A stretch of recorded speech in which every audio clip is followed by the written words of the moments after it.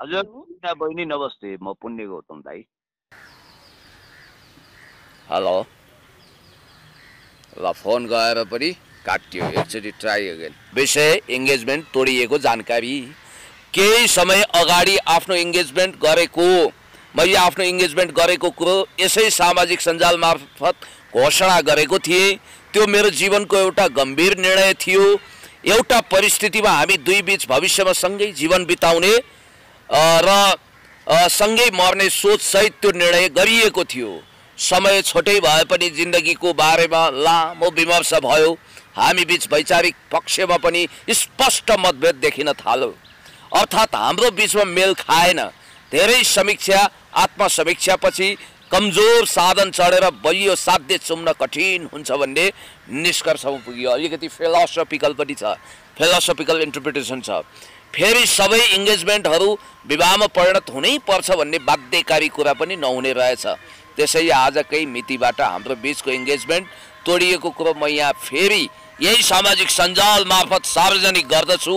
यो बीचमा सम्पूर्ण शुभचिन्तकमा पर्न गएको भावनात्मक असरप्रति क्षमा प्रार्थी छु। साथै भविष्यमा अझ मेहनत गरेर साङ्गीतिक क्षेत्रबाटै देशको नाम चम्काउन चाहन्छु, देशको सेवा गरिरहने प्रतिबद्धता व्यक्त गर्छु भनेर उहाँले लेखेको यो जुन स्ट्याटस छ, यसलाई 5 घण्टा अगाडि 30,000ले हेरिसकेका छन्, लाइक गरिसकेका छन्, 11,000ले कमेन्ट गरेका छन् र 1,000 सेयर आजभन्दा 4-5 घण्टा अगाडि नै भइसकेको छ। कुरा यही हो। यो विषयलाई जस्तो यसमा के कुरा आउन सक्छ त? यहाँभन्दा पहिला चाहिँ एउटा चाहिँ जातीयता पनि थियो, यसमा जातीयताका प्रश्न गरेर धेरै कुराहरू पनि प्रश्नवाचक कुराहरू पनि आएका थिए। त्यतिखेर दाइले पनि जातीयता उठाउनु हुँदैन भनेर एउटा चाहिँ गर्जनसहितको चाहिँ एउटा अन्तर्वार्ता पनि हामीले लिएका थियौँ। अहिले चाहिँ के भन्न चाहनुहुन्छ यसलाई? यो विषयमा 2-3वटा कुरा छ। मेलिनाले पहिला राजी खुसी भए कसैको करकापले होइन, प्रेम सम्बन्धलाई विवाहमा परिणत गर्न खोजेको भनेर फोटो पनि क्या गजबको आएको थियो। त्यो चखेला जोडी, त्यो प्रेम जोडीको फोटो हेर्दा एकदम हेरिरहँ जस्तो भविष्यको एउटा सुमधुर जोडीको रूपमा हामीले त्यसलाई चित्रित गरेका थियौँ। र अहिले स्पष्ट रूपमा वैचारिक मतभेद देखियो भन्ने बित्तिकै विचारमा डिफ्रेन्सेस। त्यो विचार भनेको जातीय विचार हो कि? जस्तो कि तपाईँलाई थाहा छ त्यतिखेर मेलिनाको वरिपरिका मान्छे, आफन्त, इष्टमित्र, मैले त सुनेको मेलिनाको बुवा आमाले नि त्यो विवाहलाई रुचाउनु भएको थिएन र कतिपयले दलित बोधक शब्दहरू प्रयोग गरेर फलाना तिवाना ढिस्काना पखलास तलाई भनेर सञ्जीवलाई धम्की दिएको कुरो पनि मैले सुनेको थिएँ। अब जातीय कुरा नउठाउँ है, किनभने मानिस ठुलो दिलले हुन्छ जातले हुँदैन भनेर महाकवि लक्ष्मीप्रसाद देवकोटाले अहिले होइन उहिले भन्नुभएको छ। नेपालको मुलुकी ऐनले पनि उहिले यो कुख्यात जातीय प्रथा, जातीय भेदभावलाई उच्छेद गरेको छ। त्यसो त जति विकसित भए पनि अमेरिकामा समेत जर्ज फ्लोइडको घटना तपाईँलाई थाहा छ, कालो भएको कारणले डोनाल्ड ट्रम्पको राज्यकालमा उनी मारिएका थिए। कत्रो हङ्गामा भएको थियो, व्हाइट हाउसले हल्लाउने गरी आन्दोलन भएको थियो। अब्राहम लिङ्कन वा ब्याराक ओबामा समेत कलर डिस्क्रिमिनेसनको अर्थात् रङ्गभेदको शिकार भएका छन्। हामी कहाँ चाहिँ जातीय विभेद छ। यो जातीय विभेदको सुरुवात भनेको जयस्थिति मल्लको पालामा भयो। 4 वर्ण, बाहुन, क्षेत्री, वैश्य, शूद्र, यो 4 वर्ण र 36 जात, अहिले त 100औं जातको फुलबारी भइसक्यो नेपाल हो। यसमा विभाजित भएर श्रम विभाजनको क्रममा यो कुख्यात जातीय प्रथा झन् कुख्यात हुँदै गयो। हाम्रो वेदमा पनि छैन। श्रीकृष्ण के अरे रामायणकालीन सभ्यतामा रामले सावरी भन्ने एकजना शिल्पी दलित चेलीको हातबाट बयर खानु भएको प्रसङ्ग पनि तपाईँलाई थाहा छ। विश्वकर्माले कत्रा पुल बनाएका छन्, विश्वकर्माको पूजा हुन्छ। त्यस कारणले गर्दाखेरि काटे सबैको रगत रातै हुन्छ। र नेपालको संसदले 2067 सालमा नेपाललाई जातीय छुवाछुत मुक्त देश घोषणा गरिसकेको छ। र यही दरमियानमा 2 जनाले, तर सामाजिक रूपमा यो विभाजन अथवा यो खालको जातीय विभेदको जरा त उच्छेद भएको छैन। दलित आयोगले पहल गरिरहेको छ। तर काहीँ न काहीँ मलाई जहाँसम्म लाग्छ यो वैचारिक कुरो, मेरो आशंका है, I may be wrong but I think so, यो कतै न कतै जातीय कुरोको रङ होलिएर त मेलिनालाई पछाडि हट्न बाध्य बनाएको होइन त्यो सोसाइटीले। तपाईँले भन्ने बित्तिकै एउटा कुरा के पुण्य सर, जस्तै यो जुन सञ्जीव बराइली र मेलिना राई बिचमा चाहिँ सम्बन्धमा चाहिँ एउटा हुन्छ नि तपाईँको के अरे अलिकति सम्बन्ध तोडिनुमा चाहिँ हुन त तपाईँले भन्नुभयो एउटा जातीयको कारणले गर्दा चाहिँ होइन, अन्तर्जातीयको कारणले गर्दा चाहिँ उनीहरूले चाहिँ एक हुन सकेनन् कि अथवा घर परिवारले उनीहरूलाई चाहिँ अलिकति हुन्छ नि के अरे उनीसँग मेलिना राईसँग चाहिँ एउटा मिलन गराउन सकेन कि होइन, गर्न हुँदैन है बिहे भन्यो कि त्यस कारणले गर्दा उनले तोडिन् कि सम्बन्ध के लाग्छ हजुरलाई चाहिँ यही होला त एउटा कुरो त इङ्गेजमेन्ट भनेको आदि विवाह सरह हो 50% विवाह सरह नै मान्छु म त्यसलाई हुन त अग्नि साक्षी राखेर सात फेरो घुमेर जग्गे गाडेर ज्याइ ज्याइ बाजा बजाएर जन्ते बाख्रो खुवाएर रीतिथिति अनुसार होइन त्यो ढङ्गले विवाह गर्ने आफ्नो ठाउँमा छँदैछ त्यो विवाहकै रीत भयो सिन्दुर पोते मङ्गलसूत्रसहित विवाह गर्ने कुरो हाम्रो वैदिक परम्परा अनुसार त्यो बाहेक इङ्गेजमेन्ट हुनु पनि आधा विवाह हुनु सरह मानिन्छ तर विवाह भइसकेपछि त्यो सम्बन्ध तोडिनुभन्दा बरु विवाह अगाडि नै विवाहोत्तर सम्बन्ध तोडिनुभन्दा विवाह अगाडि नै मन नमिलेपछि तोड्नु राम्रो हो तर पनि कुरा के छ भने त्यसो भए हतार हतपत लतपत चाँडै इङ्गेजमेन्ट किन गरेको यसले सञ्जीवलाई पनि गम्भीर असर पर्न सक्छ मेलिनालाई पनि पर्न सक्छ कहीँ न कहीँ उनीहरूभित्र गहिरो अन्तर्विरोध छ 2-3 कारणले गर्दाखेरि सम्बन्धहरू धरापमा पर्छन् एउटा आर्थिक सम्बन्ध वर्गीय कारणले जस्तो केटा र केटीको आर्थिक जीवन एकदम तलबितल भयो केटी असाध्यै धनी केटा गरिब र केटा असाध्यै धनी केटी गरिब भयो भने पनि सम्बन्ध प्राय टुटेको देख्छौँ हामीले त्यस्तो नहोस् हामी कामना गर्छौँ आर्थिक वर्गले पनि यो निर्धारण गर्छ अर्को जातीय कारण धेरै जसो सम्बन्ध जातीय सांस्कृतिक कारणले तोडिएको छ त्यो भनेको के भने रीतिरिवाज नमिल्ने जातीयता नमिल्ने उच्च निचो जात भन्ने कथित रूपमा विभेद गर्ने किनभने नेपालको संसदले 2067 सालमा नेपाललाई जातीय छुवाछुत मुक्त देश घोषणा गरेको छ र यो कुख्यात प्रथालाई समाएर हिँड्ने हर कोही समाज विरोधी अपराधी हो त्यस कारणले गर्दाखेरि नेपालको कानुनले कडाभन्दा कडा सजाय दिन्छ त्यसो त हेर्नुहोस् यस्ता घटनाहरू नेपालमा पनि पहिलोचोटि घटेको होइन अनि यो फिल्मी जगत साङ्गीतिक जगतमा पनि पहिलोचोटि घटेको होइन करिश्मा कपुर र अभिषेक बच्चनको बीचमा धेरै वर्ष अगाडि इङ्गेजमेन्ट भएको थियो मेहन्दी पार्टी समेत भएको उनीहरू एक अर्काको चखेवा जोडी बन्न तम्तयार अमिताभ बच्चनले बहुको रूपमा आफ्नो बुहारीको रूपमा भित्राउन करिश्मा कपुरलाई स्वागत गरेको अवस्था के गरी तोडियो अब इङ्गेजमेन्ट तोडिएको घटना तपाईँलाई थाहा छ औँठी साटासाट भइसकेको थियो सबै भइसकेको थियो अब म त सुन्छु कतिपयले त इङ्गेजमेन्ट पछाडि करिब विवाहपछि हुने जीवनका सबै टेस्टहरू लिइसकेका हुन्छन् रे भन्ने पनि मैले सुनेको छु अब यस्तो नहोस् मेलिना र सञ्जीवको इङ्गेजमेन्ट भयो भने के भयो इङ्गेजमेन्ट हुने बित्तिकै बिहे नै गर्नुपर्छ र भन्नुभएको छ क्या कति सजिलै होइन त्यो उहाँले भन्नुभयो उहाँको लागि सहज भयो कि असहज त्यो उहाँले थाहा पनि कुरा हो कुनै पनि सम्बन्ध तोड्दा एकदम भाडाकोटी खेले जस्तो अथवा एक हिसाबले तेल कासा खेले जस्तो डन्डी बियो खेले जस्तो सजिलो हुँदैन सम्बन्ध भनेको सम्बन्ध हो र पछि ऐश्वर्या रायसँग जब इङ्गेजमेन्ट भयो धेरैले अनुमान गरेका थिए सलमान खानवाला फन्डाको कारण ऐश्वर्या र अभिषेकको सम्बन्ध इङ्गेजमेन्टमै तोडिने हो कि अथवा विवाहमा तोडिने हो कि भन्ने थियो विवाहपछि तर अहिले उनीहरूको नयाँ एकदम राम्रो जीवन छ उनीहरूको फुल जस्ता नानीहरू 2 जना पैदा भएका छन् धेरै राम्रो भएको छ र म मेलिनालाई के भन्छु भने हजारचोटि सोचेर सम्बन्धको विषयमा डिसिजन लिनुपर्छ र हजारौँचोटि सोचेर तोड्नुपर्छ यो फिल्मी क्षेत्र हो ग्ल्यामर हो फन्डा हो अब चर्चामा रहनको लागि स्क्यान्डल मचाउनको लागि भनेर म कसरी अनुमान गरौँ त्यो नहुन सक्छ भोलि आएर फेरि